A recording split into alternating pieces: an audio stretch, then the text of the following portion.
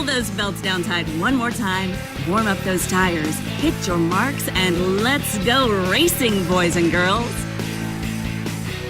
Nascar, Indycar, Formula One, Formula E, and NHRA Racing Talk.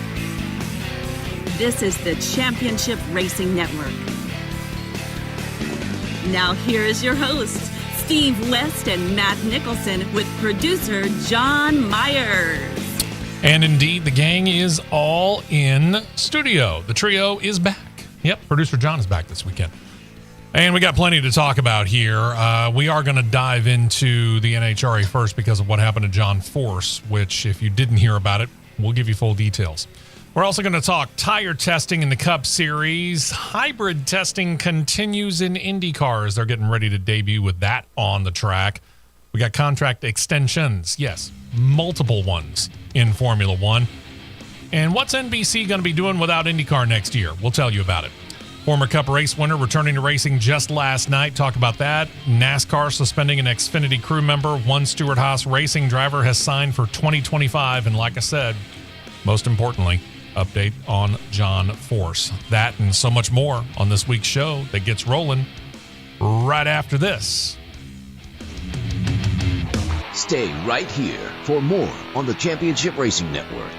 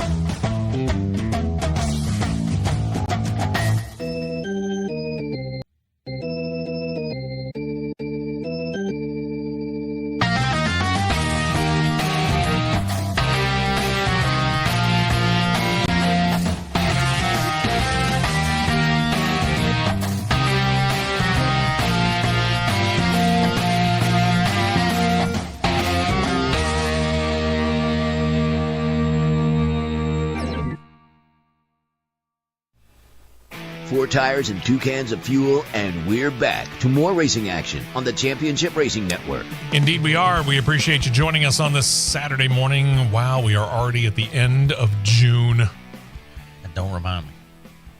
How the heck did we get this far this fast? Or is it just me that feels like this year is moving by at a very, very rapid pace? You blinked. I'm sorry? You blinked. I blinked. Okay. That must have been what it was. Producer John there. Matt, I'm Steve West, and thank you very much for joining us. And let's take a quick look at what happened on the track last weekend here as we get things rolling. And I mean, it's kind of strange how some drivers just kind of match up with the track. And apparently when it comes to the Xfinity Series, whenever they go to New Hampshire Motor Speedway, becoming a moonlighter is the perfect match for Christopher Bell. Now, Bell didn't dominate. I'll state that. That honor actually belonged to Stewart-Haas Racing's Cole Custer. Custer led 114 of the 203 laps that were run. Yeah, they went into overtime. But as we have learned over the course of time in racing, it ain't the person who leads the most laps necessarily. It's the person who leads the last lap, certainly. And when the race went into overtime, three-way battle between Custer, Christopher Bell, and Sheldon Creed developed. Custer got out front when the green fell, but Bell and Creed were able to both get around him. When Custer tried to battle back, Creed began to run interference. That allowed Bell to get the win, and that is his fourth win in a row in the Xfinity Series at New Hampshire. So he's undefeated. Yeah. That's why we said some people are just great matches. Yep. Bell, Creed, Custer, 1, 2, 3. Justin Allgaier fourth, and Carson Kvapil. Nice run for him. Ryan Sieg in there. Parker Kligerman, Riley Earps, Moonlighter Alex Bowman, and Corey Heim fill out the top 10. So with the Moonlighter claiming the win, you got nobody new clinching a playoff spot. So in seed order, it's Chandler Smith, Austin Hill, Sam Mayer, Shane Van Gisbergen, each in with 2 wins. 1 win for Justin Allgaier and Jesse Loves. Got them locked in as well. In on points, led by Cole Custer, then Sheldon Creed and Riley Earpst. Then you got A.J. Allmendinger, Parker Kligerman, and Sammy Smith. Now, Sammy Smith has built up a 31-point lead over Ryan Sieg for that 12th and final playoff spot. But considering the fact that I'm starting to see, I would say, more than a heartbeat out of Ryan Sieg, I'm not going to say that Sammy Smith's all that comfortable. Or for that matter, maybe not even Parker Kligerman.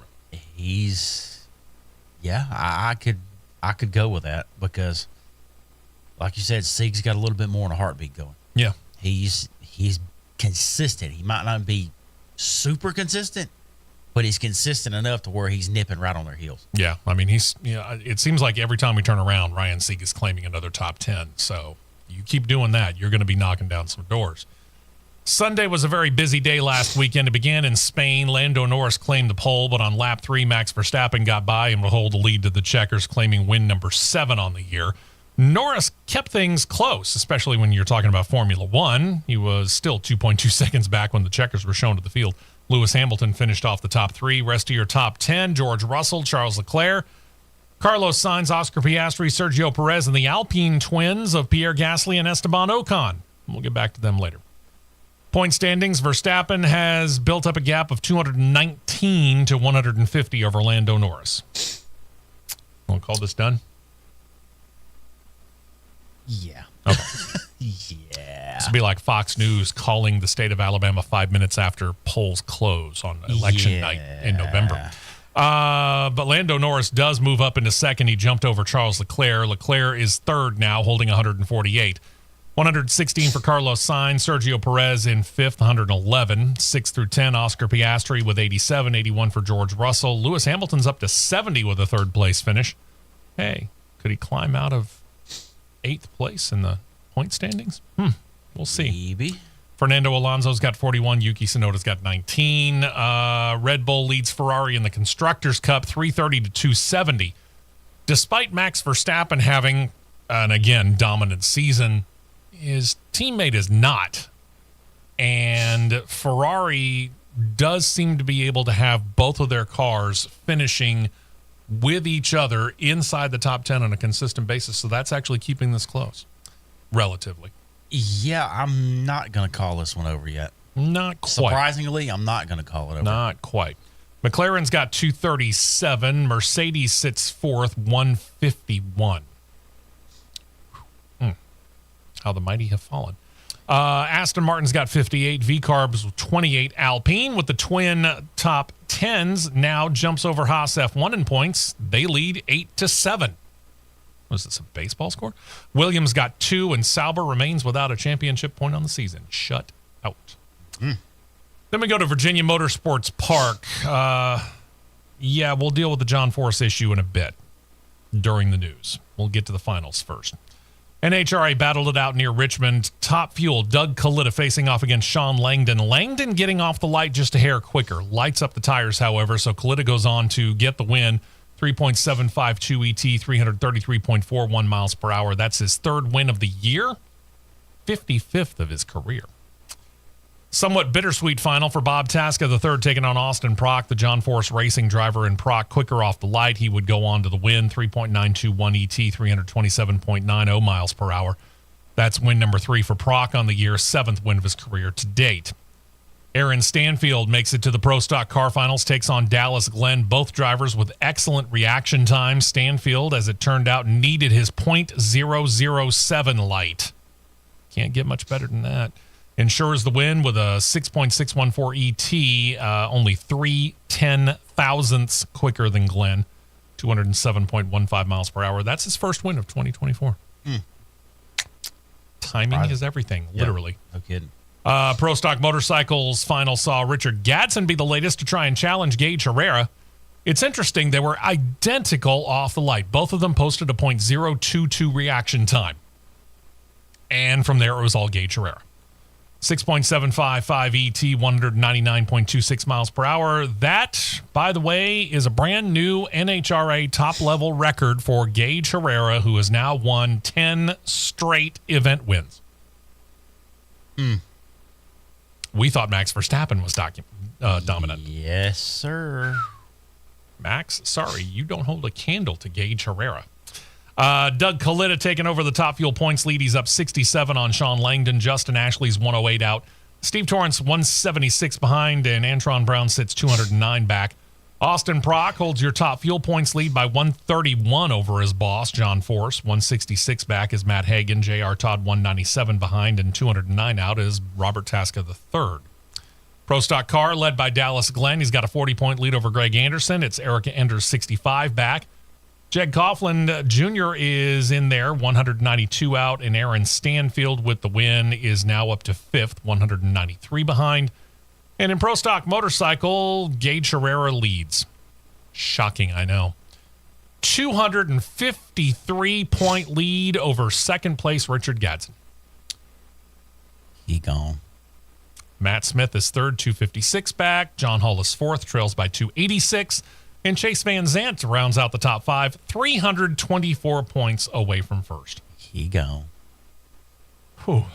These guys better be happy that there's a playoffs and we kind of reset the points to a certain extent. I don't even think but I'm that's not sure matter. that's going to help. I don't even think that's going to matter. Might not. Sunday at New Hampshire looked only wetter. The race got a stage 2 break-in, and then the rains and a tornado watch happened. Put NASCAR on delay once the rains went away and the track was dried enough for NASCAR to rule that the teams would go to wet weather tires to help try to dry it the rest of the way. Christopher Bell was able to keep the tires on the 20 car, brought it to victory lane, sweeping the weekend in New England. Wow. Some of this I still don't understand, because from the time they stopped to the time the actual heavy rain started, and as light as the other rain was until said heavy rain started, you could have put on wet tires and run 25 more laps at least. So I don't understand. I don't know. We're still so new into the using wet weather tires on ovals here that I'm not sure NASCAR even has the rules straightened out yet. I don't even think they have their self straightened out yet. Well, that's another story altogether. I mean, and the biggest understatement of the century. Yeah, that could be true too. And we're only 24 years into it. Well, 24 and a half if you want to get technical. Yeah. Let's see. So Bell wins. Chase Briscoe, we'll get back to him, claimed second, by far his best finish of the season to date. He was trailed by his Stewart-Haas Racing teammate Josh Berry.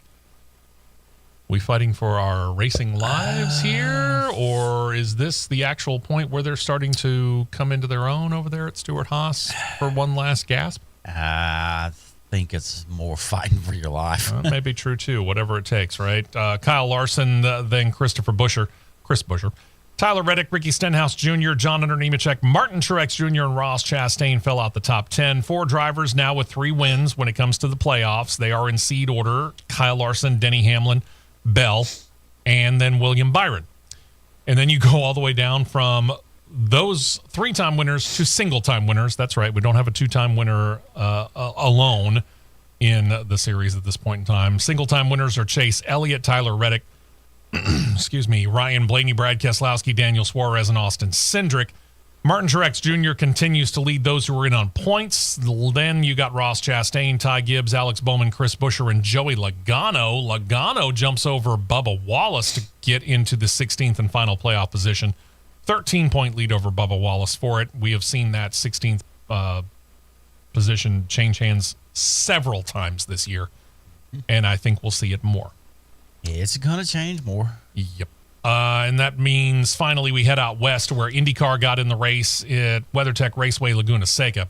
Kind of a messy race, truth be told. 5 cautions, 14 laps in all, prompted all the pre-race plans for the teams to be, well, tossed out the window. Through it all, Alex Palou was able to get out front when it counted. He claims the win. That's his second in 3 years there. Said after it was done, quote, "It was a chaotic race, man. We didn't do a very good job on the starts and on those restarts at the beginning. Strategy was a bit risky, but we knew we had the pace, so we just had to execute." And they did. He led Colton Herta to the checkered flag by 1.97 seconds. Third place went to Alexander Rossi, Romain Grosjean, 4th, Kyle Kirkwood, 5th. Rest of your top 10, Scott Dixon, Will Power, Pato O'Ward, Santino Ferrucci, and Marcus Ericsson. With the win, Palou takes the points lead, 285 to 262 for Will Power in second place. Scott Dixon, third, 253. Colton Herta jumps up to 4th with 217. Kyle Kirkwood sits in 5th, 210. Linus Lundqvist continues to hold the rookie points lead, 113 to 88 for Kiffin Simpson. Got 82 for Christian Rasmussen there in 3rd. Teo Pourchaire is up to 75, but his chance to jump up and claim rookie honors appears to be all but done. We'll get back to that in the news. Nolan Siegel is now in the 6th car. He's got 35 points on the season to date. We'll keep an eye on him and see whether or not he can actually make hay. And those are really the only ones that have a realistic shot at Rookie of the Year. Honda continues to hold the engine manufacturer, standings lead over Chevrolet, 641 to 628. So that brings us to this weekend, which we're going to get to right after we take this break. And again, this weekend actually began last night. Yep. Nashville, Tennessee. Well, just outside of Nashville, to be specific. That's where the Craftsman Truck Series, which has been doing for 6 weeks or something like that? It's been an amazing amount of time off, really, for them. They finally got back into action with the Rackley Roofing 200. We'll talk about that and the other weekend action and then get into the news when we come back right here. We're just underway on CRN. We will be right back with more on the Championship Racing Network.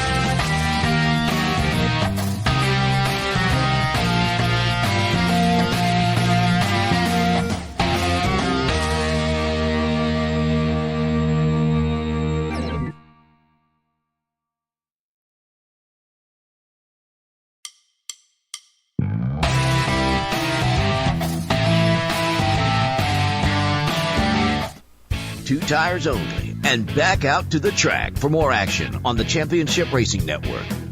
Welcome in. Appreciate you joining us this weekend, and we're talking about the race schedule for the week here. It actually began last night. Truck Series back in action. Rackley Roofing 200 Nashville Super Speedway. Matt, you got some details on what happened over there? I want to make this for us up there. I want to make this plea. Oh, okay. For the love of human mankind and the good Lord above, do not let the Truck Series take another month off ever. That's a long time, man. That could hands down be one of the worst races I've ever watched last night. No. Wreckfest, people just driving over each other, wrecking people in a straight line. Well, and the thing about it is, I mean, these drivers, it's not like they have been just, well, not all of them, sitting idle.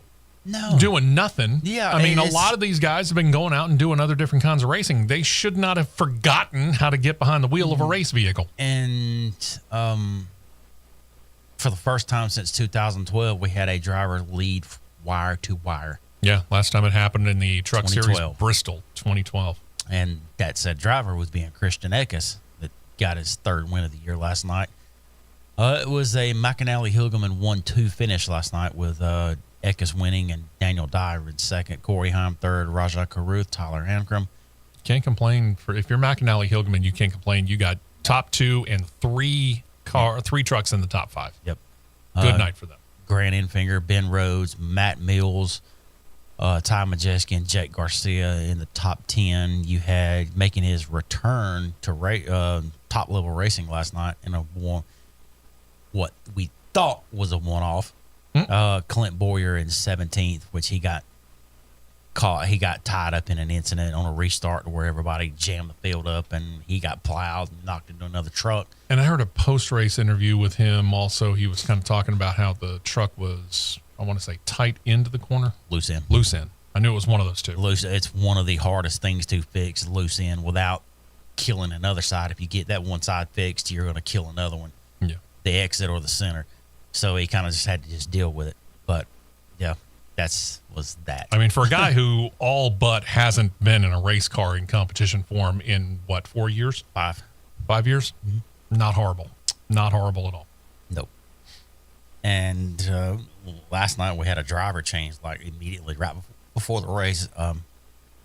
And it kind of answered a lot of questions, if you ask me. You had Thad Moffitt that was pulled out of the 46 truck hours before the race. And Dawson Cram was put into the truck, I guess, to kind of fill the situation out. For the first time this year, that truck finished on the lead lap. Oh, there you go. He got top 20, but he finished on the lead lap and stayed on the lead lap all night long. Okay. So some progress. That answered the question. Is it the truck or is it the driver? Mm-hmm. That's an age-old question that needs to be asked of quite a few others, if you ask me. Understood. You had Frankie Muniz making his Truck Series debut last night. He was a respectable 31st, never seeing that racetrack nor being in a truck ever until yesterday. Yeah, and kept the truck relatively clean. He kept it clean. Okay. That's kind of what you're looking for. Can you finish the race, and can you keep the fenders on it? He had to go behind the wall because of one of those restarts. A bunch of grass got knocked up, and it got in the grill and got sucked into the airways, and he had to take it behind the wall and clean it out. And he lost a lot of laps, but he still kept it clean, and he finished the race. Okay. We'll see what happens with him. We'll talk about him a little bit more later on, too. So your updated points, we start off obviously with the race winners. Corey Heim's got 4, 3 wins now for Christian Eckes.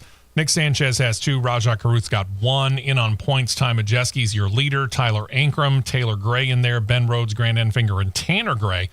Tanner with a kind of tenuous hold on the 10th and final playoff spot. 14 points up on what has become a surging Daniel Dye. Daniel talked about that post-race, by the way. And he credited the fact that he's had the opportunity to run some Xfinity Series races and be able to kind of understand the car versus the truck a little bit better. That has helped him. Yeah. It really has helped him. So that's why I say 14 points. It's a tenuous hold, man, especially if you got a guy who seems to be on a run. Formula E will be back in action. They will run the first race of a doubleheader weekend at Portland International Raceway this weekend. They're going to use a 12-turn, 2.001-mile-long version of Portland. That'll get underway at 5 p.m. Eastern, 4 p.m. Central Time. And I would dearly love to tell you where you could check this out on television, but CBS, who has the rights to the series, doesn't even list it. Yeah. I don't know. Starting at the same time will be the Xfinity Series, Nashville Superspeedway. It'll be the Tennessee Lottery 250, USA PRN Radio, 5 p.m. Eastern, 4 p.m. Central Time. Went Formula E first because likely it'll end first. That's the only reason.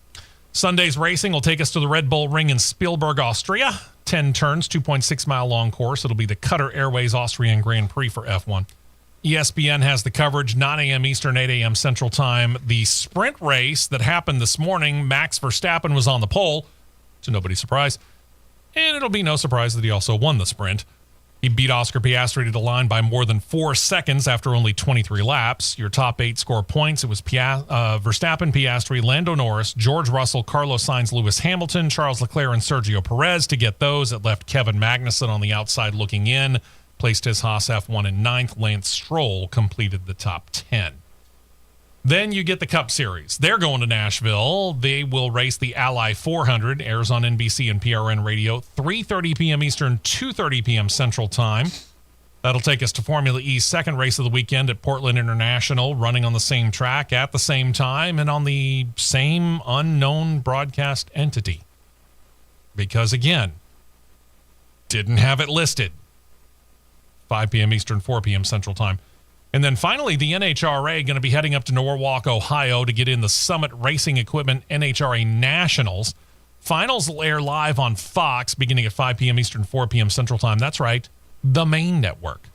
5 p.m. Eastern, 4 p.m. Central Time. You know, CBS, they actually let you know that they're going to air this.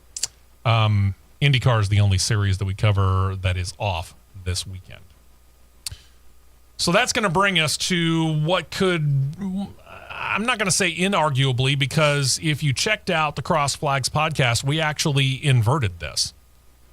Because you and I talked about what might or might not be the top story of the week. But as details came about, I decided this one probably really does have more weight. Oh, for sure. And the NHRA, unfortunately, deals with the exploding engine in John Force's funny car. Mm-hmm. And it's the aftermath of it that makes it the biggest story of the week. I mean, we've seen engines grenade. We've seen engines explode before in the NHRA. It's the aftermath of it that we're concerned about. First round of eliminations last Sunday. Now, Force actually won his pairing, but as the car crossed the finish line, the engine spectacularly exploded. Force loses control of the car. If you happen to be watching on CRN Live on YouTube, you can see where the engine is in full, just blown up mode. But he hasn't yet lost full control of the car. As he does, it hits the guard wall, both sides of the track, before finally coming to a stop. Safety car team arrives on the scene quickly. They get the fire out. They went in. They got Force out. Reports are that he was awake and alert while being examined on site by NHRA medical personnel. You basically said he got himself out of the car, maybe with small assistance. Yeah, very small, but for the most part, he got out of the car under his own power. Okay, so that's good news, but there are things that happen in the aftermath of this where the NHRA medical personnel, in checking him over, they still had concerns. So they airlifted him to a local hospital anyway. The hospital was not revealed, and we don't need to know it anyway. No. Privacy of the family, of the Force family, and the team and everything. Agreed. I get that. But NHRA officials have reported early this week, they initially reported he remains there in the facility's ICU. Doctors moving purposely forward in assessing his injuries due less to the fire than the impact of the explosion and then impacting both guard walls. In a statement early in the week, the team said that he hit at least one guard wall at 302 miles per hour. Yeah, it was right before he crossed the line when the engine let go. And from what I could visibly see after watching replays of the wreck, it looks like whatever part let go on the engine that caused the engine to grenade, which more than likely was probably going to be the blower that let go, which in turn grenades the engine and blows off of the intake. It looked like to me that something broke the steering and and he lost all control of the car, which careened him into the right side wall first because he was in the right lane, the right side wall, and then it caused him to go back across the track. And whatever let go, it did disable the chute mechanism to where the chute couldn't be deployed. And basically, it was just basically a pinball situation. Yeah. That's basically what it was. And my first thought, when I could see him get, I went and rewatched it. When he got out of the car under his own power, yeah, he was walking slow because if you just hit a wall at 300 miles an hour, going from plus, and I've had an NHRA top fuel driver tell me this to my face, you go from plus 5 or 6 G's to negative G's in a split second. Yeah, that would shake anybody's body up. Absolutely. Anybody. Yeah, absolutely. My fear was he's being treated for some form of a head injury. As it turns out, yep, you're not all that far off. The team has said there's no timetable for recovery or return to the car. Thursday, they gave an update.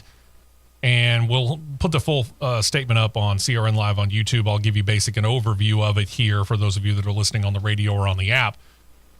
Noted that Force has been moved from the ICU into the hospital's neural ICU, quote, where the medical team can focus on his head injury, which is their primary concern, unquote. Team also noted that for this weekend, John Force Racing will be sending only one car to this weekend's event. It'll be Austin Prock. He will race his funny car entry. Brittany Force will not be racing, choosing to be by her father's side.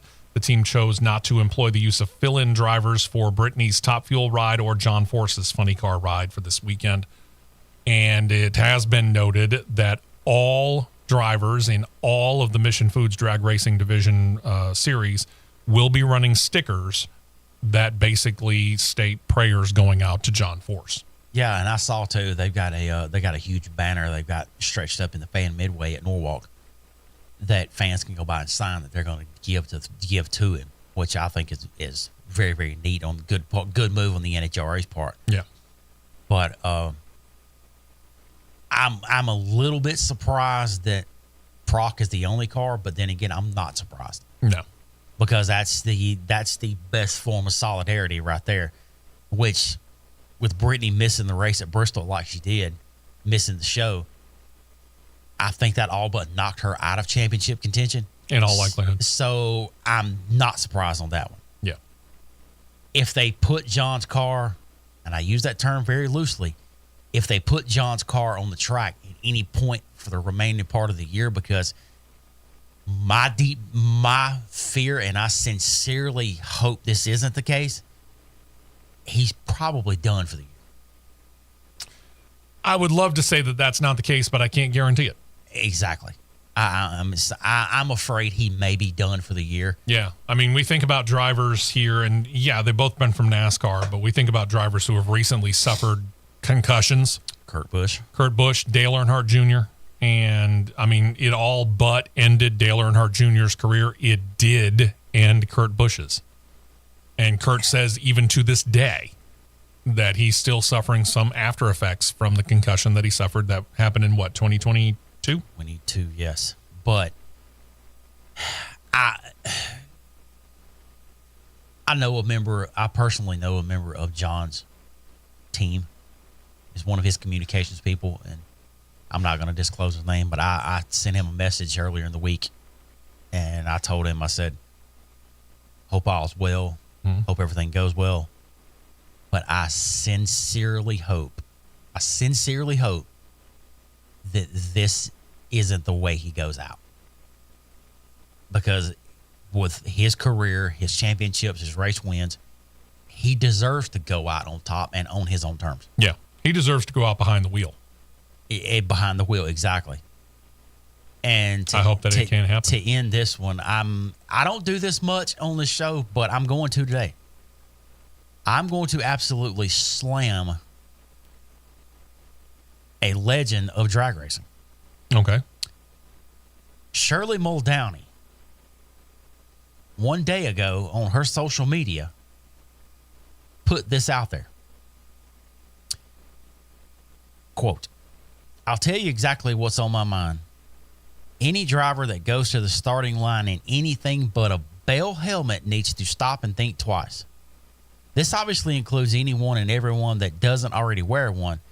Sadly, John was not wearing a bell helmet. My thoughts and prayers are with John and all his family.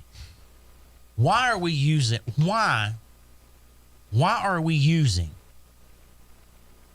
an accident and an injury that a competitor suffers to promote a brand? If any one of those helmets, I'm going to sit here and I'm going to name every single one of them that comes to mind. Okay. Bell, Arai,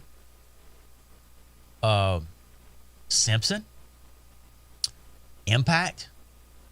Those are your main 4 ones that are used by competitors in motorsports. And approved by the sanctioning bodies. And approved that has that little sticker on it that says SFI 5 rated. It doesn't matter which brand it is, who it's made by, or whatnot.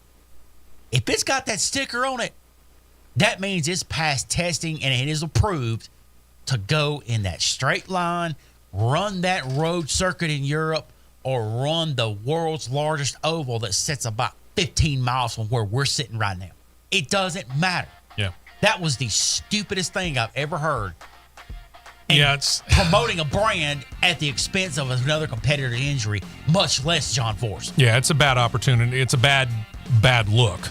A terrible look. You know, I mean, you have a sponsor, I get it, and it's great that you're supporting them, but in this particular point in time, just do what we're going to say right here. From CRN to the Force family, our prayers go out to John Force.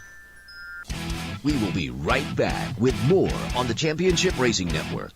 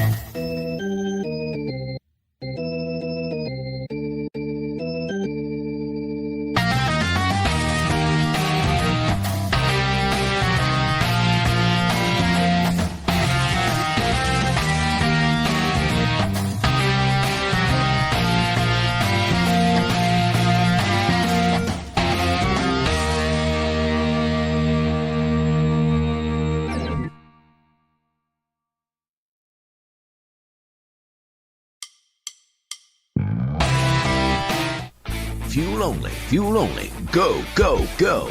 We're back to the Championship Racing Network. And welcome back in. Steve West, Matt Nicholson, producer John Myers. Thank you very much for your time. Thank you much for your support. Whether you're listening to us on the radio in East Central Alabama or their app, we appreciate that certainly. And if you happen to be checking us out on CRN Live, we're so close to a milestone, by the way. Just to let you know, we got 98 subscribers. We only need 2 more to make triple digits. Just 2 more. That's all we're asking. 2 more. Just a couple. Tell your friends. Tell your neighbors. Go get Aunt Bess. Turn your microphone on. I did. Turn your volume Go up. get Aunt Bessie. Tell her to sign up, even though she doesn't know how. You can help her. Turn your Exactly. volume up. Yeah. Tell people that you don't care about. Sign up. Joe Morrison, as we're talking to the National Hot Rod Association, Joe Morrison, who last competed in the NHRA in 2022, set to return this weekend. He's going to be running for Paul Smith. Now, Paul Smith is himself a noted NHRA driver turned tuner and car owner. Morrison is known for having run Top Fuel along with Nostalgia Funny Car and Fuel Altered in some of the lower levels. He upped his NHRA license to include Nitro Top Fuel last July with Smith at Virginia Motorsports Park. Said of this chance, quote, "I've wanted to drive an NHRA Nitro Funny Car since the 1970s, watching legends like Jungle Jim, Snake, Mongoose, and of course Paul Smith at E-Town. To make my competitive debut, driving for Paul Smith not only is exceptionally humbling, but it just feels right. Many experienced Nitro pilots have gotten their feet wet with Paul Smith for a reason, and I'm happy to join that list. He will have sponsorship coming from Glockner Oil, Penn Grade 1, and more. Hopefully he is able to do well." Maybe so. Travis Shoemaker is set to debut a new partner for this weekend's racing in Ohio. CAS is coming on board. They will join him to help promote advancements in science for the company that builds itself as a global leader in scientific information solutions. Ever since I read that, I've been trying to figure out exactly what that means. Mm-hmm. It's above my pay grade. Yep. It's based out of nearby Columbus, Ohio, not too far, obviously, from where they're racing in Norwalk. And then there's this little bit of cool news here. By now, if you've been listening to this show in any way, shape, or form for any amount of time, you know the reason why Tony Stewart is in the Top Fuel ride this season in place of his wife, Leah Pruitt. The two stated at the beginning of the season that he was going to take her place as the couple tried to start a family. Monday, they announced they are indeed expecting child number 1, a due date sometime in November. Tony Stewart made it public via his Twix social media page, added, quote, "I'm so excited to start a family with this incredibly beautiful love of my life, Leah Pruitt. Can't wait to meet this little guy." So there you go. It'll be a boy. This is the ultimate, and they got a picture of a trophy on the social media site. And if you're checking out CRN Live on YouTube, I couldn't resist showing this again. We showed this on Cross Flags, but I couldn't resist showing it again because they basically turned this into a movie poster. If you look at it closely, that's exactly what it is. And I like the creativity of it, and it was just so cool, and just congratulations to them. I know that this is exactly what they were looking for. The question becomes November. Is that enough time for Leah to decide that she gets back into shape enough and feels well enough after the pregnancy and the birth to get back in the car next year? Or does Tony continue in the car next year and Leah takes yet another year off? I'm going to say probably 26. You think so? Back. Okay. I would say 26 she'll get back in the car. And I'm not saying yay or nay. I'm not saying boo or yay on either one. Okay? Either way, it's their team. It's their decision. I get it. I was just kind of curious. I mean, you think November and they're going to go back to racing, what, March? February or late February or early March? Yeah. Can't remember the exact. Well, we haven't gotten the NHRA full schedule yet, have we? I don't think she would be cleared by a physician being that close after giving birth. I don't know. I mean, again, you think about what she has done over the course of her life to be in the shape to be able to take the G-forces that she has. And this is all drivers in the NHRA, not just her. Now, granted, it's pending. How to word it? It's pending how she gives birth to the little fella. Yeah, it could be Which true, could be too. multiple ways. Sure. Pending how that happens, or how it has to happen, that would be determined if it's 25 or 26. I'm going to say it's 26. Okay. But this movie banner is brilliant. It is. It's fantastic. Brilliant. directed by her, produced by him. I know. That's gold. That's fantastic. Golden. They've just got a great outlook on this, and I think that those two are in fantastic shape. And the rated R tag up top is great. That's funny. Yeah, if you didn't catch that. And by the way, again, this is social media warriors, or the keyboard warriors that we call them. I saw one person. I literally saw it with my own two eyes. Wasn't just a screenshot that I happened to catch from somebody else. As I was congratulating Tony and Leah on Tony's Twix page, I saw a post just a couple of posts before me that said, Tony, you realize that by the time that kid becomes grown up, you'll be in your 70s. What do you care? Just say congratulations, and otherwise shut the hell up. Good grief.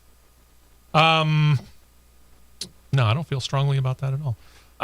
Let's turn our attention to other racing news here real quick. It is closing in on ESPY time. This is the one award show that is devoted solely to sports. It relies upon the fan vote to determine the winner, and that's one of the main reasons why I kind of like this. I like the People's Choice Awards. Why? Because we, the people, get to vote on it. Driver of the Year is one thing that we have kept up with on this show basically since this show began. It's loaded with defending champions, as usual. Among them, NHRA Funny Car 2023 Funny Car title winner Matt Hagan, 2023 Cup Series titleist Ryan Blaney, F1's dominant Max Verstappen, and IndyCar's trophy holder Alex Palou. If you're interested in voting in this category and or any of the others, you can go on to espn.com/ESPYs. But I will state this. I went through the process because that's what we do. I went through the whole process so you didn't have to. You can go through and you can skip, by the way, all of the categories and only vote in the one or ones that you like. But I'll tell you that there is a race driver up in another category this year, and that is best record-breaking performance. Max Verstappen's in that one as well for having won 10 Formula One races in a row. That all brings up the question. Is there any chance Gage Herrera gets a nomination next year? Because it could be argued that he might have been deserving of it this year. I don't see why not.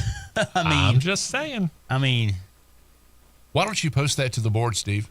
Yeah, and I may very well. It does seem like it would be an appropriate thing. Put it to the board. Sure. He has just broken the record for consecutive wins in the NHRA.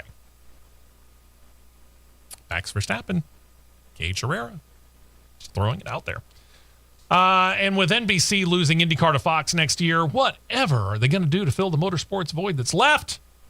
They're going to turn to IMSA. NBC Sports has confirmed they're going to air 5 IMSA WeatherTech Sports Car Championship races, beginning with the Rolex 24 Hours of Daytona on NBC, the main network. They're also going to air the race in mid-May at WeatherTech Raceway Laguna Seca. They're going to air the 6 Hours of the Glen on June 22nd at Watkins Glen, the Battle of the Bricks in Indianapolis on September the 21st, and on October the 11th, the Motul Petit Le Mans. I don't know where I was going to start to go with that. And Atlanta, with a grand total of 17 hours of live production. You're thinking to yourself, you just said the 24 hours of Daytona. Yeah, I know. The math is hard to work up. Let's see if we can break it down a little bit more for you. First of all, the 17 total hours of IMSA programming for them next year is actually only 5 more than the network is devoting into IMSA coverage this year. But again, 17 hours of programming, one would think 24 hours of Daytona would eclipse that, right? Well, it's because NBC Sports is actually only going to begin the race on NBC and then end it on the network. The rest of it will either be on USA or the Peacock streaming service. Then you'll start to see full races in there. Because, again, you're only talking about one in there, the 6 Hours of the Glen, that is what you would call an endurance race. The rest of them are just what we would call in every other form of racing, just an average, hour and a half, 2 hour, give or take race? Or set by laps? I think Petit Le Mans is 12 hours. So they'll probably do a beginning and an end there. 6 Hours of Glen. I think the one at Laguna Seca was 3 hours, if I'm not mistaken. Okay. So yeah, that kind of helps you figure out how to make up that whole situation. And then we get into this, and we'll be able to deal with this first part of it, and then we'll continue on with Cup news after the fact. Tuesday came the news that, yeah, it's big, but it was also kind of expected after Christopher Bell all but released the news in a media Q&A Friday a week ago in New Hampshire when he slipped up and said, when Chase joins us. Now, as we noted on the show last week, there are only 2 Chases running in Cup right now, and only, 3 in the top 3 levels of NASCAR? Yes, I think so. And we know that Chase Elliott's on a long-term deal with Hendrick Motorsports, and no disrespect to Joe Gibbs Racing, but are you really going to turn over Hendrick Motorsports for Joe Gibbs Racing unless you just had one whale of an offer? that you honestly believe that Rick Hendrick wouldn't match? Yeah.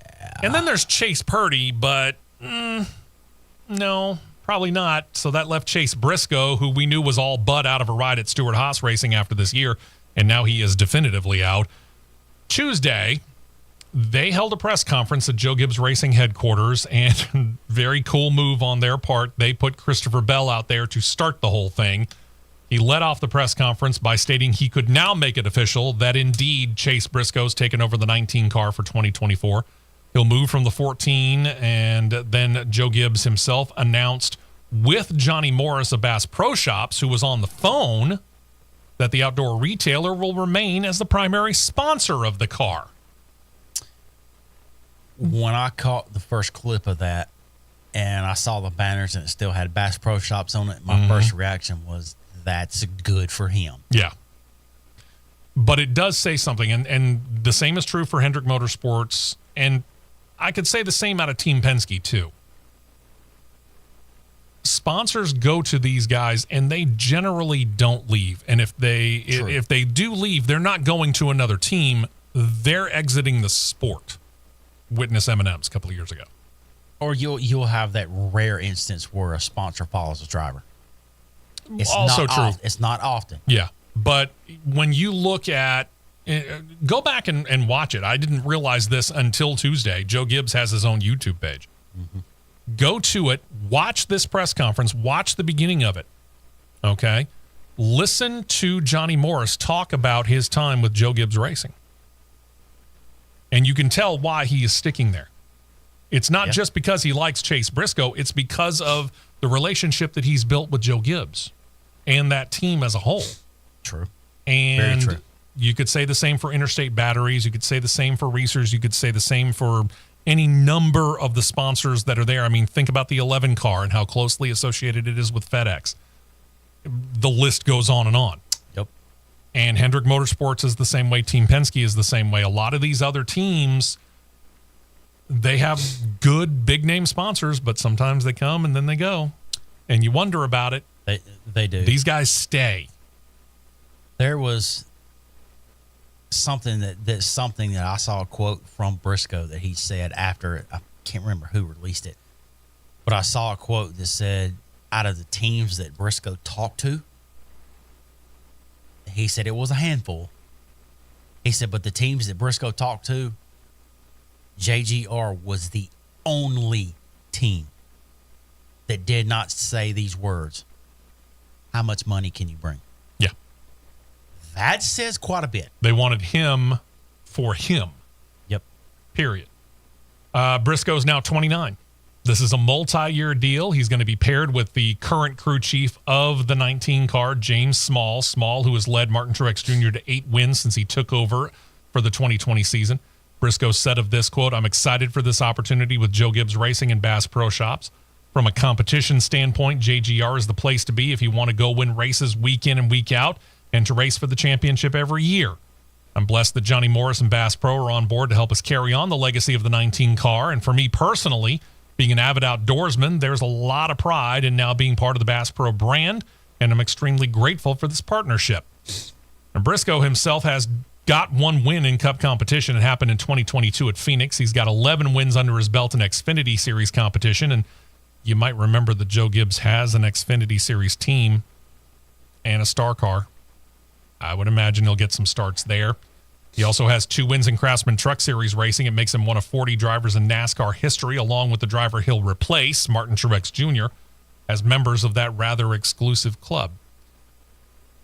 I have said this before, and I'll say it again. When I started off as a NASCAR fan, I became a DW fan. And when he retired, I became a Tony Stewart fan because, number one, it just happened to win the race that I was watching when I started to get back into it avidly. That was 1999 at Richmond, and I found out he was driving for a man by the name of Joe Gibbs, who I had the honor of meeting after he won his 3rd and final championship with the, yes, Washington Redskins. Chase Briscoe catches me a lot like Tony Stewart, and now he's driving for Joe Gibbs. Might be a Briscoe fan. Don't touch that dial. The Championship Racing Network will be right back.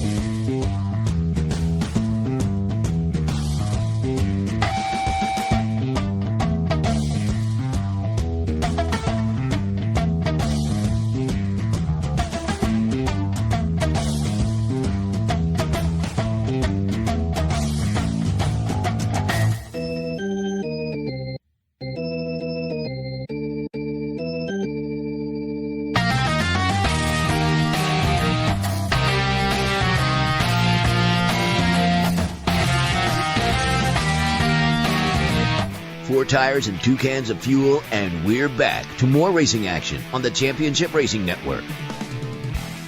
Welcome back in. Hour number 2 underway. Thank you, by the way, for putting us into the triple-digit mark on the subscribers on our CRN Live on YouTube page. And we don't want to stop there. Just saying. Keep digging. I mean, I'm going to be greedy. I'm going to say, want more. Love the fact that we're there. Next milestone. Let's go for it. I love it. Thank you very much for your support, people. We really, really appreciate it. Absolutely. So Chase Briscoe joins Joe Gibbs Racing. We talked about that at the end of the hour. If you missed hour number 1, remember we start 9 a.m. Eastern, 8 a.m. Central every week. So make sure that you join us. But with one person joining a team, another person leaves a team. And this one came out of the clear blue sky. Was not expecting this. Andy Petrie announced on Tuesday he was retiring effective immediately from Richard Childress Racing, where he was the competition director.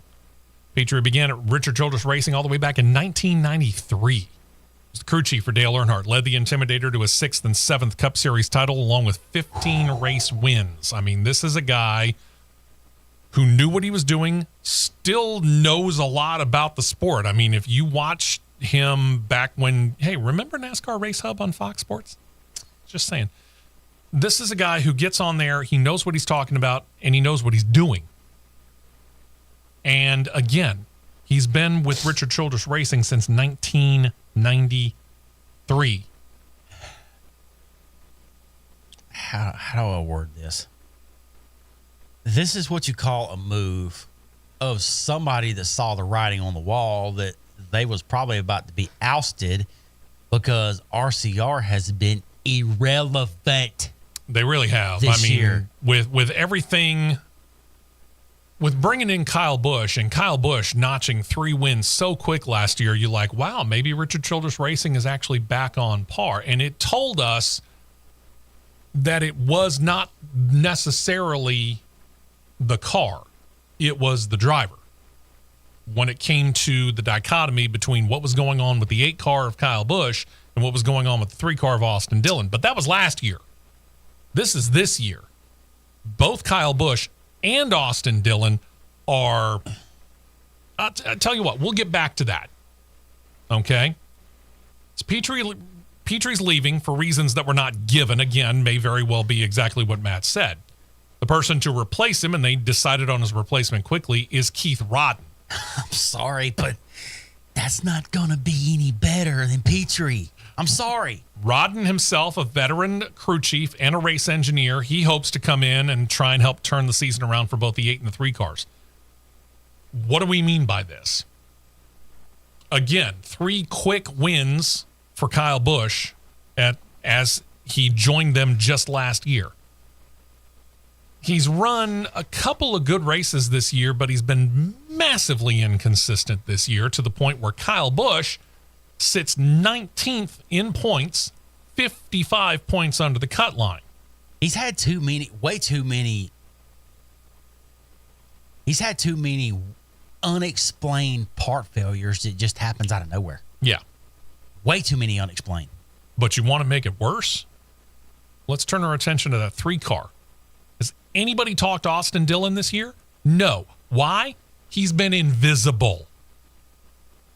He currently sits 32nd in points. He's 197 points under the cut line. The man sits behind Josh Berry and Noah Gragson, who both suffered severe points penalties to the point where after the Daytona 500 and they suffered those points penalties, was it Noah Gragson that actually was in negative points? Yep. And Austin Dillon is currently under Noah Gragson in the points. Think about that. Something had to happen, and you might very well be right. Andy Petrie saw the writing on the wall and said, yeah, major changes are coming, and I'm going to be the first one being shown the door, so I'm just going to go ahead and exit stage right myself. Yeah, that is true. But at the same time,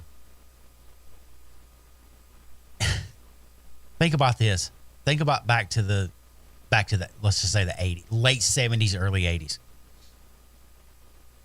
The 3 car numbers that you saw up front on a consistent basis. Sure. 3, 43, 21. Mm-hmm. You fast forward to today when all 3 car numbers are in existence, they're not even relevant. Unfortunately, they're not even relevant. And your best one in the best position out of all 3 of those cars, arguably, is Eric Jones. Mm-hmm. I hate to say this to RCR, but it might be time to look to shift and turn the page from Austin Dillon. Because you know Kyle's got the talent. Sure. Kyle's there. Kyle can win races. Austin's won a handful of races. And I use that term loosely, a handful. But from a consistent week-to-week basis, when you got Busch and Dillon in the same equipment, Busch should not be in a completely another time zone versus where Dillon is. Because that is the difference. Yeah, it is. He's in a total different time zone. Bush is in Eastern time zone, and Dylan is in Hawaii time. He's that far behind. And he's that's spending way 6 too much hours. time on the beach, too. Yeah, he pandering to his whatever wife she is. Sorry. Yeah. But might be time to like, hey, I need this 3-car back being relevant again, because you let it sit on the shelf in the corner of the office for 13 years. You brought it back, and with the exception of about 5 races, it's been nowhere to be found. Not really. I mean, yeah. Might be that time. Yeah. Time to make tough decisions like that, Richard. 3 Cup drivers took part in a Goodyear tire test this week at Watkins Glen International, kind of wanting to gain more information on the proper compound for the tire provider to bring when the series heads there in the playoffs. You had a Chevrolet, a Ford, and a Toyota on hand. They were driven respectively by Daniel Suarez, Austin Cindric, and Tyler Reddick. Goodyear had each of them test 6 different compounds. 2 of them have been used previously, earlier this year at COTA and then Sonoma. 4 additional developmental compounds were on hand as well. In addition to testing the tires, the drivers also got to experience firsthand a major change. NASCAR owns Watkins Glen. They went in and they eliminated all the curbing in the bus stop along the backstretch. NASCAR said they chose to get rid of the curbing after they had the drivers wear mouthpiece sensors and other sensors in order to determine the forces that they absorbed as they went over them in 2023 because, well, when we went there in 2022 and the car was even that much more rigid than it was last year, the drivers were complaining about how the curbing affected the car and them in it.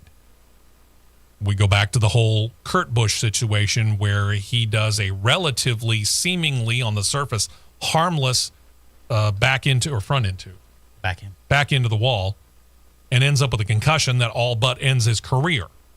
Which should not have happened. No, it's because the car was so rigid that basically all the forces got transferred to the driver. So NASCAR, like we said, had drivers wear mouthpiece sensors, and there were other sensors in there. They figured out what the drivers, kind of the forces they were absorbing as they went over them last year and said, yep, time to get rid of the curbing. Austin Cindric said of the whole thing, quote, it's definitely a lot better in the car. Reddick said that he had fun despite spinning his car in the bus stop, said, quote, I somehow kept my car in one piece, but I spun out a lot and tried to hit a lot of things. Today was a handful for us. As for Suarez, he said of the change, quote, the bus stop is quite different, so we're learning on that. We think we're able to make a couple of adjustments in the bus stop. Maybe in turn 1, I think we're making progress. So it'll be interesting to see how this affects the racing when we get there in a couple of months. Time will tell. And then you got Hendrick Motorsports, kind of like Joe Gibbs Racing, in a very nice position of being a winning and title-winning organization, which helps you get and helps you keep sponsors, especially if you are willing to talk to them on a daily, weekly, monthly, and yearly basis like Gibbs and Hendrick tend to do.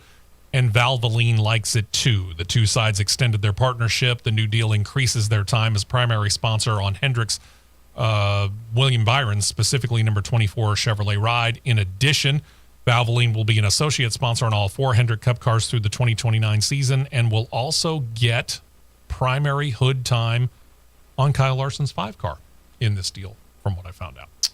Pretty cool stuff.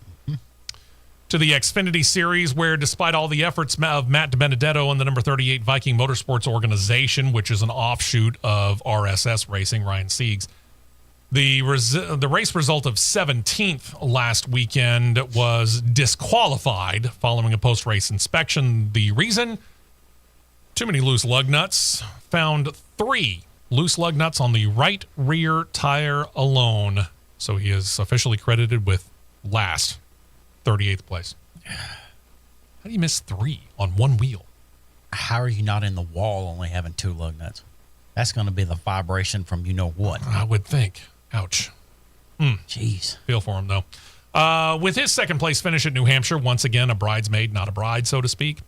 Sheldon Creed. He's in some interesting company. Pretty good names. I'll give it this.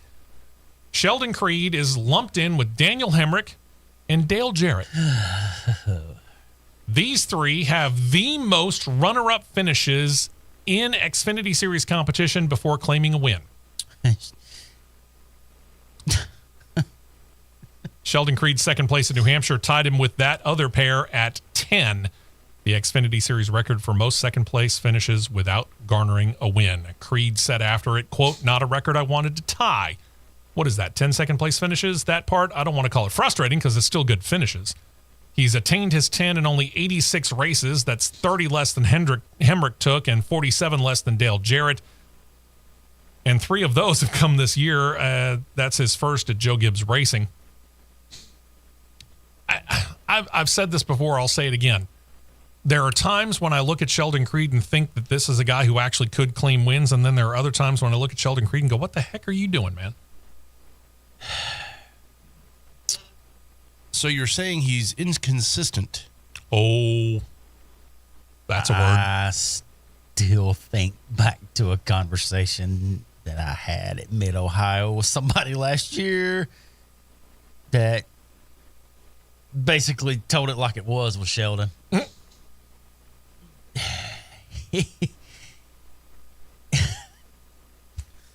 Basically, in a nutshell, for our new friends and listeners, basically in a nutshell, I was told Sheldon's got the physical talent, but the mental talent, he's dumb as a sack of rocks. Well, there you go. He's had every single said opportunity to get it done with prime equipment. Sure. I mean, to go to Richard Childress Racing, from there to go to Joe Gibbs, and you know, I'm not putting down Richard Childress Racing. He's had a great Xfinity Series program for many, many years now. That's top level equipment. Look at Austin Hill. He had a shot to win Iowa if he'd have just used his head and not drove in the corner so deep that he washed up 2 lanes and took out one of his teammates. Yeah. And just everybody else said, see ya. I mean, he goes from Richard Childress, which is top-level equipment, to other top-level equipment in Joe Gibbs Racing. It's not the equipment. It's right there. It's between the ears. It's between the eyeballs. It's right behind the eyeballs. You watch. He's going to pull the next Daniel Hemrick move. The only race he'll end up winning will be the race that gets him a championship. It's very possible. Very possible. You want to timestamp that one? There you go. June 29th, 9:16 a.m. Tuesday afternoon, NASCAR dropped a hammer on Xfinity Series crew member Dennis Powell. So the question is what the heck did Powell do?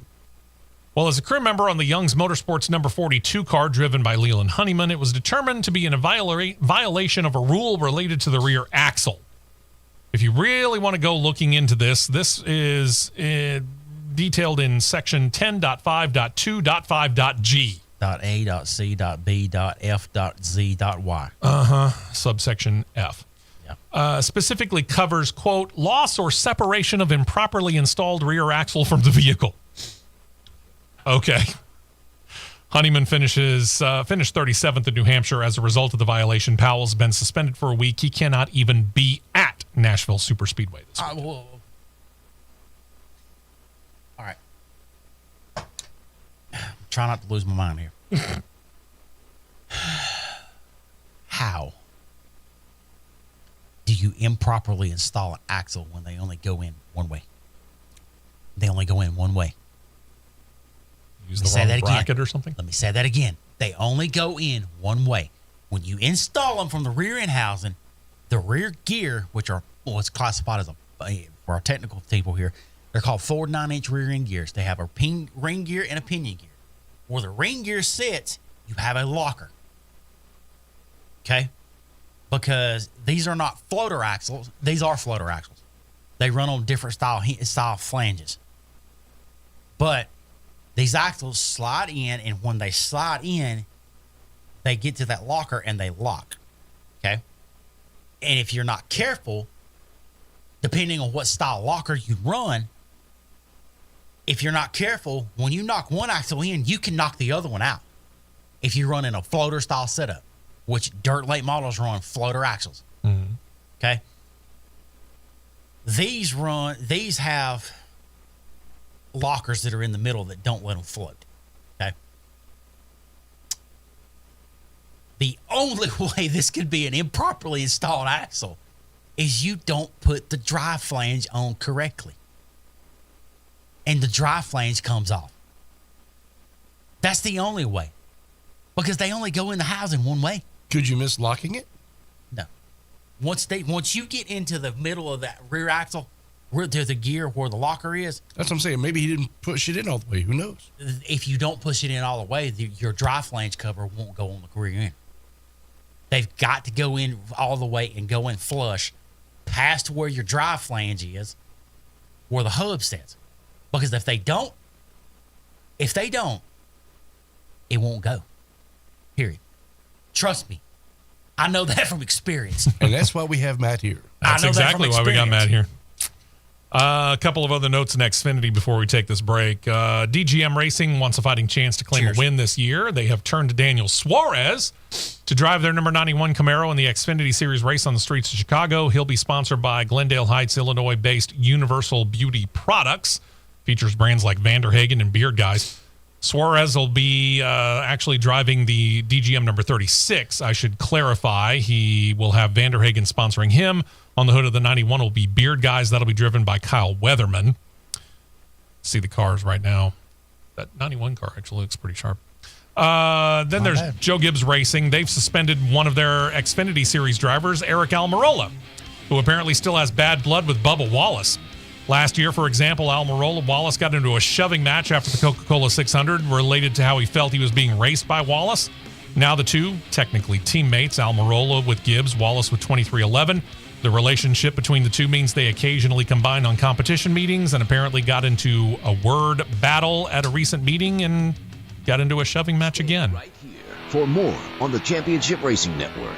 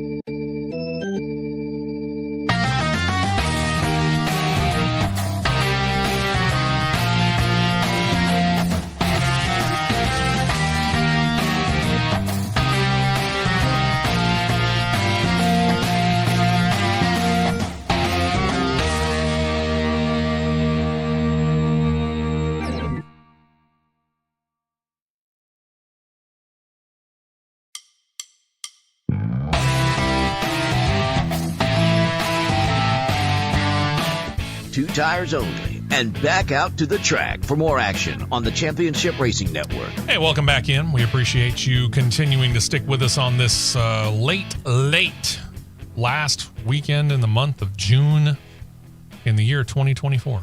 Wow. Means we're halfway through this year. Wow. Huh. Okay, then. Well, Link. Yeah, exactly. Craftsman Truck Series news here. They raced last night, as we talked about at the beginning of the show. Clint Boyer raced in the Truck Series in Nashville. Did it with the help of one of his longtime sponsors back when he was racing for Stewart Haas Racing, and that's Rush Truck Centers. Pretty good-looking truck last night. Company's the largest provider of premium products and services for the commercial vehicle market. Their primary sponsor on the number 7 for the Spire Motorsports entry last night. Peterbilt's. Yeah, it was, again, good-looking truck, and I remember that, and I've actually seen it on the 14 car on several occasions. So, yeah, it was a good-looking truck. It was good to have Clint back. And you mentioned something here. This was thought initially to be a one-off? Yeah. The interview he had with Michael Waltrip last night, at the end of the interview, Boyer in his classic characteristic self, throwing gaffes out and everything. Yeah, certainly no shy person when it comes to microphones. And then his quote, and I'm gonna clean it up the best way possible. Mikey, I'm not done yet. There's no way in heck I'm going out like that. There you go. I'm going to run another one. And I don't doubt that he'll get a chance. Like the old saying goes, when the right foot itches, you scratch said right foot itch. You have to administer treatment yet again. But this was so appropriate when we're talking about Boyer and Michael Waltrip. Yeah, God almighty. I just caught that. But that's funny to have a company that primarily does stuff for Peterbilt on a truck that has corporate backing from Freightliner and another trucking company. That was funny. Hey, whatever it takes. Yeah. Freedom Racing Enterprises. This is the team that Spencer Boyd is now the driver owner of. It began just this year. They have decided upon their crew chief officially. It is Mike Hillman Jr. Mike Hillman Jr. comes in. He replaces veteran NASCAR crew chief Jeff Hammond, who had been serving as the interim crew chief. He now steps aside. That'll allow him to concentrate on his role as the team's general manager. Hillman comes over from Nice Motorsports, where he had been calling the shots for Bailey Curry. When that team can pull a crew chief from Nice, something had to happen over at Nice to cause said transition. Yeah. Because you just don't go pull somebody over from Nice Motorsports to a single truck operation that just started. That just started, that has been barely cracking the top 25 all year. Yeah. And that brings me to the question of, we know Spencer Boyd. We've seen him in victory lane at Talladega. Yep. Okay.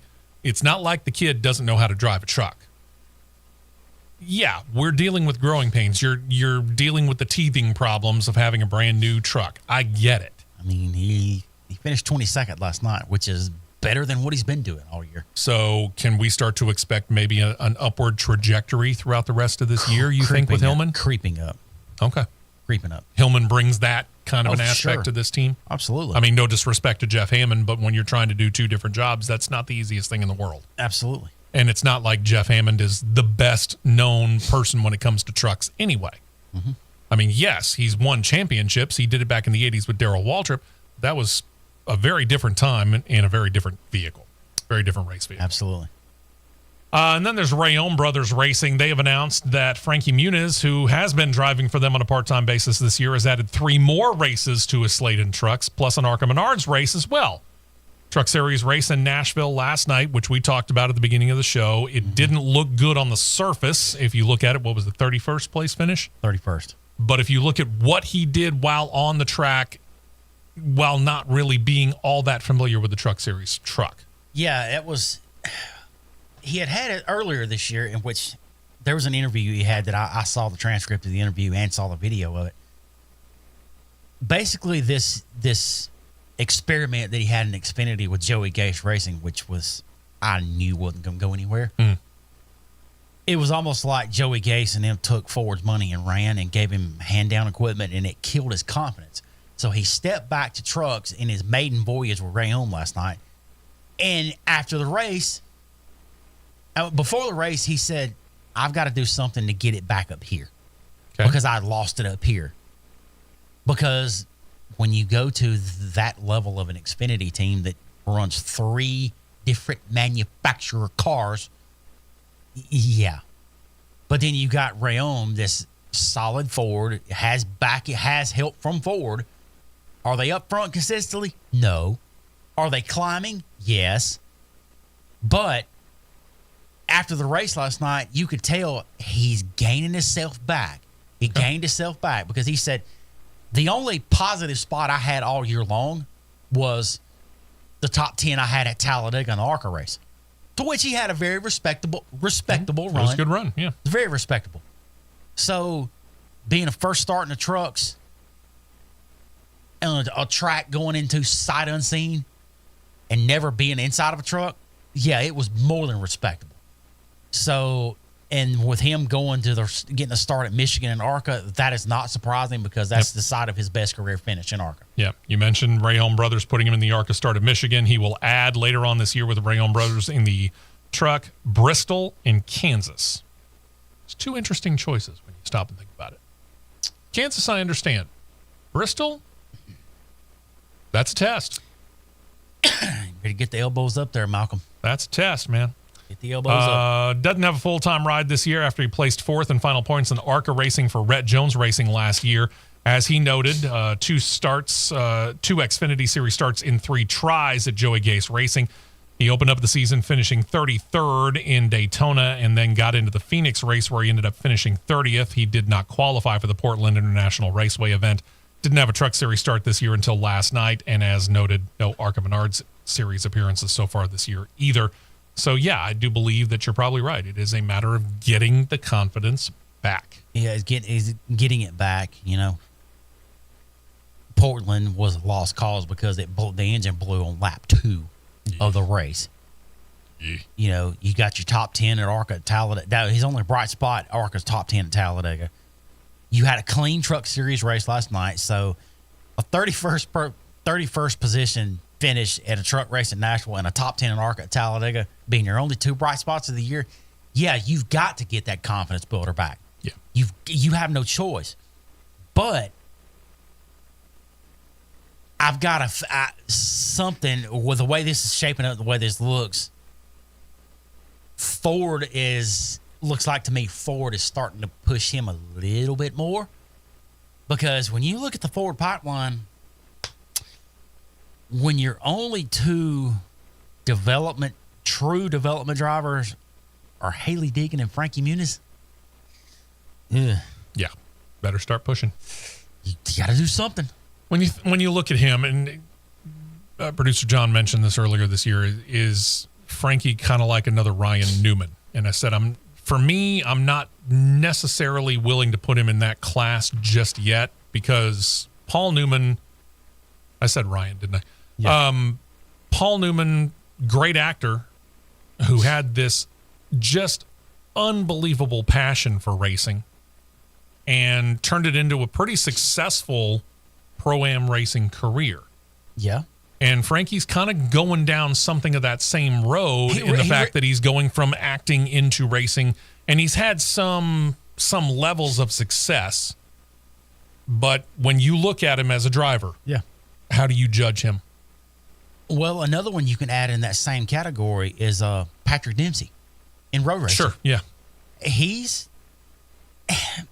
got some of the same characteristics, but on our YouTube live with Mark, Frankie could be an uncut diamond. Absolutely, Sure. He could. I would agree with that. Absolutely, he could, because outside going into, if I remember right last year, going into Elko, Minnesota, Elko's race last year, he finished every race clean on the lead lap and was finishing top 10 every single race. Now, the field may have been 18, 19 cars, but it's still a top 10 finish. And things that I've been told about the equipment that Rhett Jones has is not the greatest equipment. It's old equipment. I'm going to give you an example. Their super speedway car is it is the 2001 Dodge chassis from Chip Ganassi Racing that Sterling Marlin ran at Daytona. If that tells you anything. Wow. Yeah, says a lot, actually. But talk about making something out of nothing. Muniz gets in the right position, and he gets groomed up the ladder like he needs to be. He could definitely be that uncut diamond. No doubt about it. Interesting to watch. And him being 1 year younger than me, it tells me something. There's still hope. Yep. Let's turn our attention over to Formula One here. Last year, when F1 ran the Austrian Grand Prix, there were more than 1,200 reports of potential track limit infractions throughout the course of the race. And that meant that the race stewards had to go in. They had to investigate them all. It took them about 5 hours after the race had seen the checkered flag. And in the end, they ended up slapping 8 drivers with a total of 12 penalties related to going over and past track limitations. Track limitation thing in F1 is much more serious than in, say, NASCAR, unless you're a COTA. Mm-hmm. So this year, the FIA has decided to try and help speed the process. They're enlisting the help of artificial intelligence. Okay. Okay. Let's detail this. To try and help AI figure out if and when a driver might be in violation of the track limits, if you watch the race tomorrow morning, you'll note the white line that separates being in lane. And if you know F1 rules, you know you can go over with one side of your car. But if you go over with both sides, okay? Think about left side tires, right side tires, okay? Depending on what curve you're on. If you get all 4 tires over that white line, you're considered in violation of the track limits, okay? Or if you have 2 over and the other 2 even touches it. Yes. Okay. I mean, they're very, very picky about that. So what they've done is they've taken that white line and they've painted a blue line over. They've widened the white line and put a blue line over it, right in the middle of it. And that will help the camera to be able to better see the tires on the racers versus the track surface and help them maybe determine a possible infraction. And any potential infraction, the AI system apparently saves the clip and fires it off, email, I don't know how, to race control for immediate review, where a booth of 5 FIA personnel will be in the remote operations center. That remote operations center is not located in the track. It's located in Geneva, Switzerland. Look it up on a map. It's a few miles away. I don't know why they're not at the track, but that's another story entirely. But yeah, that's how they're going to try and deal with that this year. Jeez. I expect you'll probably hear a lot about that on Sky Sports coverage on ESPN tomorrow if you're here in the States. Well, Esteban Ocon is set to become a free agent. Alpine is going to keep their other driver. They have signed Pierre Gasly to a long-term extension to keep him in the fold. The announcement between the team and the driver stated he'll be there, quote, beyond 2025, unquote, but they kept all the other details hush. Now, this is one solid bit of news for this team that actually kind of needs it because they're losing Esteban Ocon. We talked about that earlier. They've also seen upheaval and major turnover since about this time last year in the front office. So, yeah, the fact that they actually have one of their drivers locked in, they're pretty happy about that, I'm sure. I wonder which investor threw money at this one right here. Yeah, I wonder, too. Ryan Reynolds, anybody? Or, I don't know, could it be Patrick Mahomes? Or could it be Taylor Kelsey? Yeah, it could be. Maybe Taylor really likes Pierre and said, hey, help him out. It's the joke I threw in there. Yeah. Then there's things over at Aston Martin seeming to be much more stable than at Alpine. They had already signed Fernando Alonso to a deal through 2026. Now they've got Lance Stroll locked into a contract that lasts the same length through 2026. Of course, Lance's dad, his name is Lawrence Stroll, and Lawrence, in case you had forgotten, actually owns the team, so Color me shocked. kind of a no-brainer there. 2026, though, going to be an interesting year for the team because they've been slowly working their way kind of to the top of the mid-pack. They would like more. They finished 5th in the Constructors' Cup last year. Their same position this year. Trail 4th place Mercedes by just under 100 points. They lead VCARB at this time by 30. But in 2026, the team is also set to switch engine providers. They're going to go from Mercedes to Honda. Remember, Honda's being replaced at Red Bull, at least in name, by Ford. Now, the engine's been pretty good. Let's face it. Look at what Red Bull's been able to do, at least with Max Verstappen. So the engine's been pretty good. So if they can keep that up, they should be all right, right? I guess we'll see. Time will tell. Indeed. As for Fernando Alonso, after signs his extension, his influence of the company expanded out beyond the race team into the road car building part of the facility. Alonso has helped oversee the design of a new Aston Martin model. It's an offshoot of the velour model called the Valiant. I wonder where Plymouth is. Oh, that's right. Plymouth doesn't exist anymore. So I guess that name was just out there in the open for the taking, and Aston Martin swooped in and got it. If you're trying to think of a Plymouth Valiant, kids, go ask your grandparents. The velour model went on sale just last year. The Valiant model is going to be very exclusive. How exclusive? 38 of them will be produced, all of which are front-engine, rear-wheel drive sports coupes, 5.2-liter twin-turbo V12 engines. No, they did not release the horsepower and torque numbers on this thing. This is also kind of a little bit cheeky. Considering the brand is so well equated to the James Bond franchise, the Q division of Aston Martin came in and helped out with this. And the Q division has said they will allow any potential owner of the limited edition release to actually be able to come in through the Q division and style their cars to their own taste amongst a series of options that'll be made available to you. Yeah. So apparently there's stuff that you can get on the Valiant that you can't get on any other Aston Martin vehicle. I don't know. I do reckon so. It'll cost you. Pocket change. Estimated price of an Aston Martin Valiant, $2.3 million. It's a car. You could buy a really nice race team. Jay Leno will own one. I'm sure. I'm sure of that. You want to talk about a man who can literally claim pocket change? It's Jay Leno. I'd be shocked if he didn't. I would be shocked if he didn't get one either. All right. So we talked about the two signings. Is there an update on Carlos Sainz?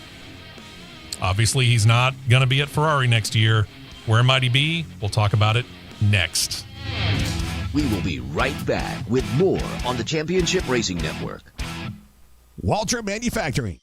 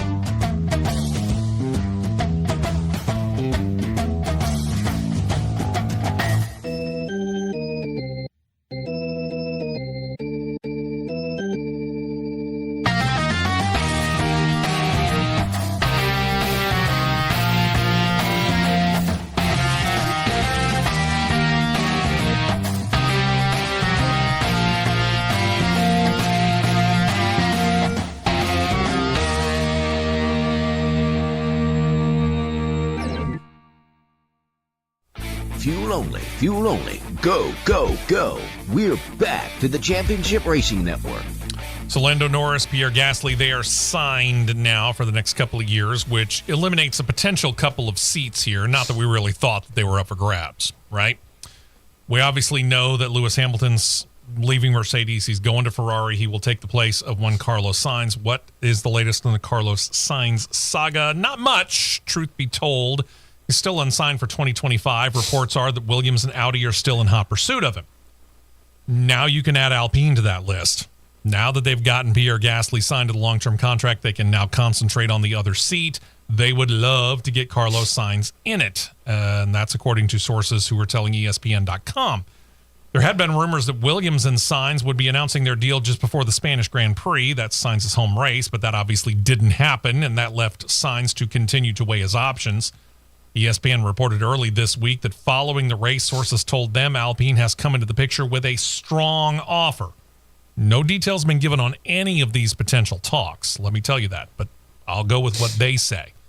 They say that Sainz is mulling over that and looking at the Williams offer and the Audi offer and trying to figure it out. Note no Haas F1 in there. Gene Haas, are you serious about this? Are you just playing? Oh, I've asked the question before. I'm going to ask it again, and I'm going to continue to ask. Because what we have seen over the course of your time in the 8 years that you have been racing in Formula One is we have seen flashes of brilliance and a whole lot of mediocrity. Mm-hmm. Figure it out, man. Mm-hmm. Stop playing bottom feeder. Stop saying you're only going to pay 1 million or 2 million euros a year to these drivers and go find a driver who's going to be able to tell you whether it's the driver or the car.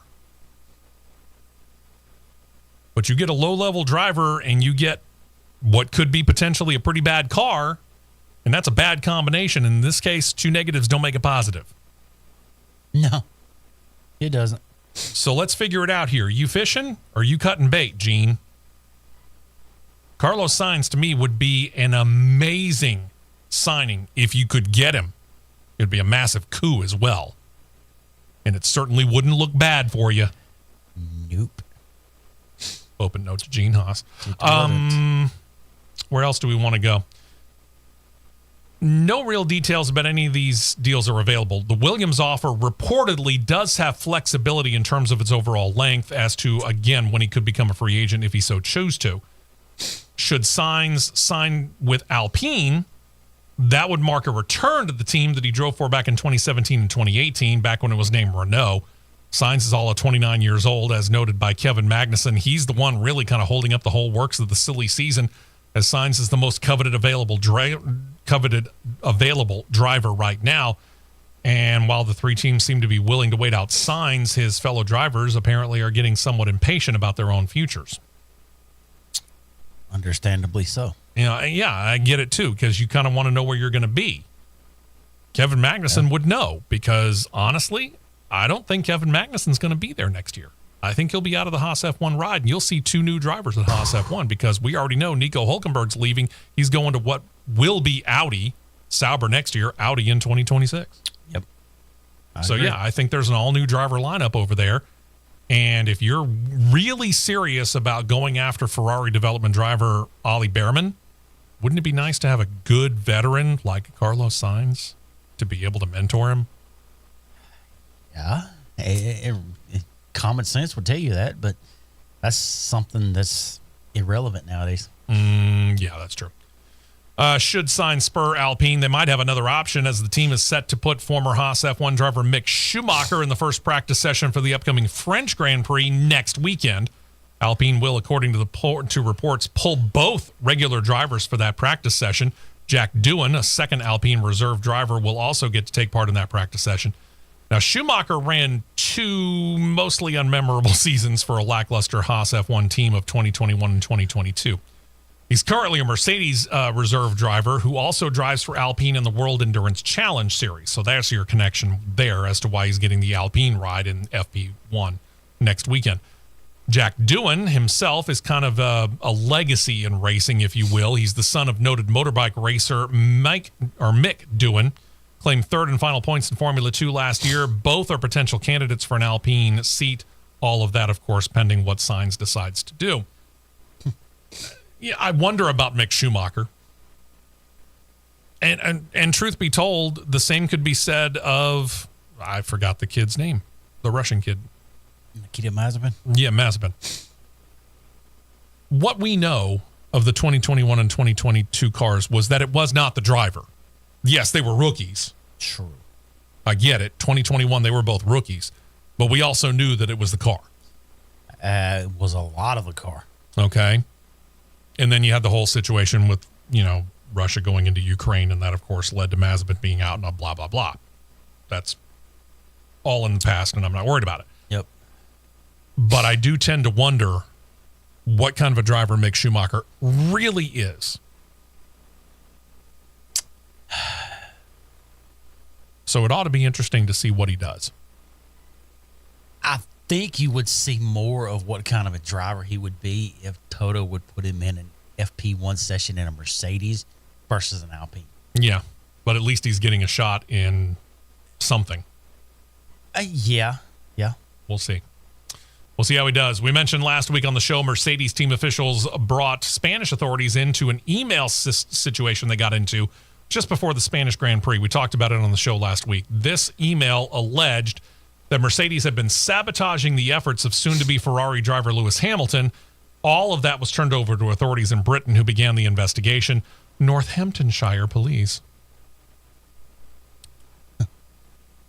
Northamptonshire. Britain, ladies and gentlemen. Northamptonshire police said that they can find no evidence of any criminal offense in the email, which was sent anonymously. Mercedes boss Toto Wolff told media last weekend the email had no truth to it and also denied that it came from one of their team members, adding that it had, quote, gotten plenty, unquote, of similar emails.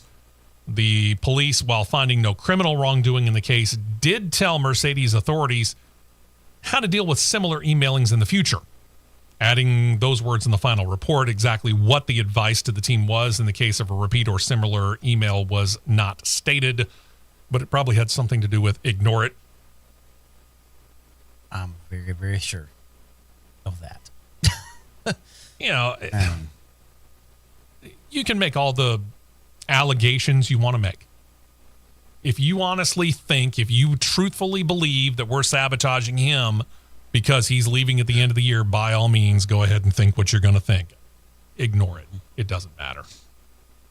Then there's Max Verstappen staring a pre-race penalty in the face. If Honda officials deem that the almost new engine that gave up in Canada is not actually serviceable, if that's the case, Verstappen would already be on his fourth engine that was put into his racer for the Spanish Grand Prix last weekend. And of course, Formula One rules state that you can only use 4 engines in a year. Each one after means the team suffers a grid spot penalty. The rule states that upon using a 5th engine or beyond, the team using that extra engine will qualify and then must suffer a penalty of 10 spots on the grid. Considering that Red Bull has a good battle in their hands for points with McLaren, that could prove to be somewhat significant, not necessarily for the driver's title, but it could certainly matter in the Constructors' Cup title, because we told you we're seeing a lot more consistency out of both of the Ferrari cars than we are out of both Red Bull cars. Considerably. Yeah, that actually could mean something. Over to Formula E here, where this weekend's doubleheader event could be a make-or-break weekend for those contending for the title, and it does actually seem to be a breaking point for one Oliver Rowland. The Nissan driver's been pulled for the car for this weekend due to an undisclosed illness. His seat will be filled by the reserve driver, Caio Collet. Rowland, as we go into this weekend, sits 36 points behind Nick Cassidy in the standings. He's been having a breakout season. 6 podium finishes on the year to date. Got the win in Italy after the disqualification of Antonio Felix da Costa. We'll get back to that in a moment. Collet, who's 22, joined Nissan for the season and has not only been their reserve driver, but their primary simulator driver as well. He currently sits 3rd in Indy Next standings with 4 podiums and 8 starts to his credit there. 2 second-place results overall. We'll see how well he does when he gets into the Formula E car. Back when Formula E raced at Misano in Italy, the winner of the race, or at least initially, was Antonio Felix da Costa. But when they did post-race inspection, officials determined that his throttle damper spring was outside of series specifications and issued the disqualification. Of course, the team filed an appeal immediately. It was a win, right? Yeah. The appeal was based upon the fact that, and we're going to have our resident racing driver check in on this. The appeal was based on the fact that the team had used the same spring since the 2023 season, added that it was a listed component in the rule book, but that without notification, it was removed from the rule book, but up to that race had not been objected to by any team or driver in the series. But when the FIA's International Court of Appeals heard the team's argument, they denied the appeal, said that the spring that they used, quote, was never a usable spring for the Gen 3 cars newly homologated at the end of 2022, and the fact the appellant had, as it claimed, used this spring throughout the Formula E Season 9 as well as part of Season 10 was not in line with the applicable regulations. Wow. Talk about political double talk. The statement denying the appeal by Tag Heuer Porsche concluded, quote, the court therefore concludes that the disputed spring, or any other spring for that matter, was not homologated on 12 December 2022. The appellant cannot therefore rely on this to argue that the disputed spring complies with the applicable regulations. The court also notes the appellant does not provide any evidence that would demonstrate that the disputed spring was subject to a special control after 12 December 2022 and had been in some way approved a posteriori, in the aftermath, in Latin terms, by the FIA's technical staff. Assuming that this argument could have been relevant, it therefore must be rejected. Huh? Yeah. Last I checked, which was very recently, more like 30 seconds ago, because, I'm running through what throttle springs and throttle damper springs are. Sure. A spring is a spring. Used to be. A spring is a spring. Whether you have 2 springs on your throttle, you have 1 heavy spring on it, or even if you have a light spring for a light throttle, which I don't know of anybody that uses a lightweight spring on a throttle. A spring is a spring. I will ask this question, though, because I have to admit, I don't know. This being Formula E, the all-electric series, could this be throttle by wire? I see now I'm going to have to take a trip to Miami next year to go physically look at these cars. Hey, we're just throwing it out there. We don't know. What? The only thing that it can be,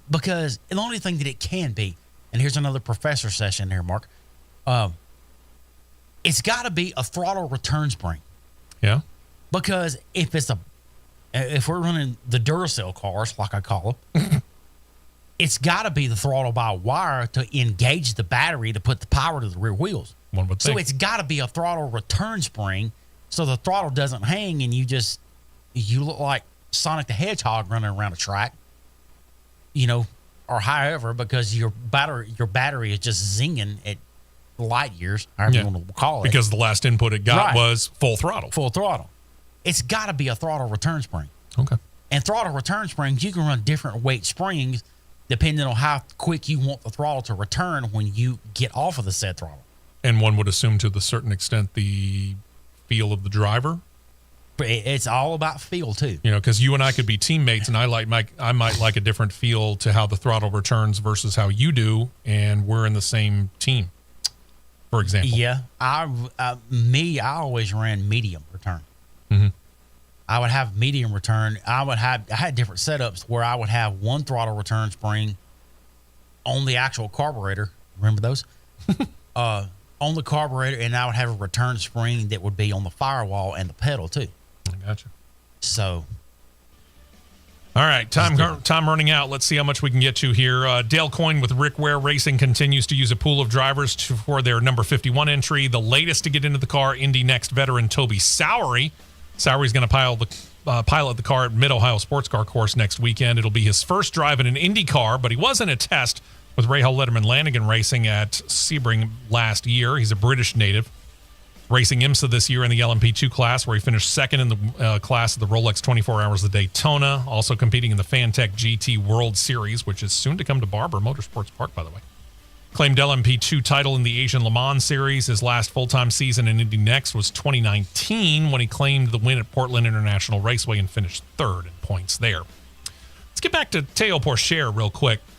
The Sauber F1 team, of which Théo Pourchaire is listed as one of their 2024 reserve drivers, they're not going to be bringing back the young driver to Europe at this time. They noted they're trying their best to find a new IndyCar ride for him following his dismissal from Arrow McLaren in favor of Nolan Siegel. Pourchaire pulled himself out of his regular ride in Super Formula to take on the IndyCar role. He impressed in his first couple of races, so the news came as a bit of a shock, leaving Pourchaire without a regular ride anymore. Sauber officials said that they aren't happy, but they understand Arrow McLaren's position, promised to help find him a ride for the remainder of the year. At this time, the only ride really known is Dale Coyne Racing with Rick Rowe Racing's number 51, because they don't have a driver listed after Mid-Ohio. Oof. Mm-hmm. And drivers took part in a hybrid test at Iowa Speedway. Colton Herta amongst the fastest there.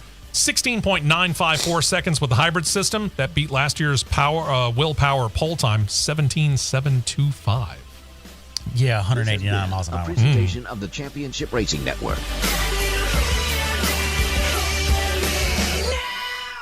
WDNG 1450